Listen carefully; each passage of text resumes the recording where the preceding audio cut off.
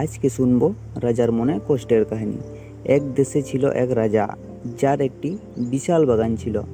রাজার বাগানে নানা ধরনের ফুল ও ফল গাছ ছিল, কিন্তু রাজার মন সবসময় বিষণ্ণ থাকত। একদিন রাজা তার মন্ত্রীকে ডেকে বললেন, আমার বাগানে এত সুন্দর ফুল ও ফল থাকা সত্ত্বেও আমি কেন খুশি নই? মন্ত্রী কিছুক্ষণ চুপ থেকে বললেন, মহারাজ, আপনার বাগানে একটি বিশেষ গাছ নেই যা কিনা দুঃখ দূর করে। রাজা অবাক হয়ে জানতে চাইলেন, দুঃখ দূর করার গাছ? এমন গাছ কি সত্যিই আছে? মন্ত্রী বললেন, হ্যাঁ মহারাজ, এমন একটি গাছ আছে যা দুঃখ দূর করতে পারে, তবে সেই গাছটিকে খুঁজে বের করা খুব কঠিন। রাজা সঙ্গে সঙ্গে তার সৈন্যদেরকে নির্দেশ দিলেন দুঃখ দূর করার গাছ খুঁজে বের করার জন্য। সৈন্যরা অনেক খোঁজাখুঁজির পর অবশেষে একটি ছোট মূলিন গাছের সন্ধান পেল।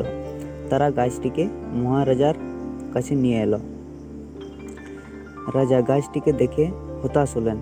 এ তো একটি সাধারণ গাছ, এতে দুঃখ দূর করার কি আছে? মন্ত্রী হেসে বললেন, মহারাজ, এই গাছটি আসলে দুঃখ দূর করে না, বরং দুঃখকে জয় করার শক্তি দেয়। এই গাছের পাতাগুলি সবসময় নড়াচড়া করে, যা আমাদের মনে করিয়ে দেয় জীবনে পরিবর্তন অনিবার্য এবং আমাদের সব সময় নতুন কিছুর জন্য প্রস্তুত থাকতে হবে।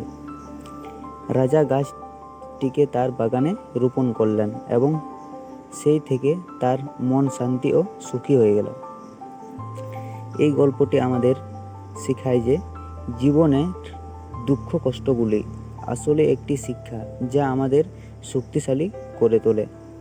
আমাদের সব সময় মনে রাখতে হবে যে পরিবর্তনশীল পৃথিবীতে দুঃখ একটি অংশ এবং আমাদের উচিত সেই দুঃখকে জয় করে সামনে এগিয়ে যাওয়া। তো ফ্রেন্ডস, আমার এই ভিডিওটি আপনাদের যদি ভালো লেগে থাকে তাহলে অবশ্যই ভিডিওতে একটি লাইক করবেন এবং চ্যানেলটিকে সাবস্ক্রাইব করে রাখবেন।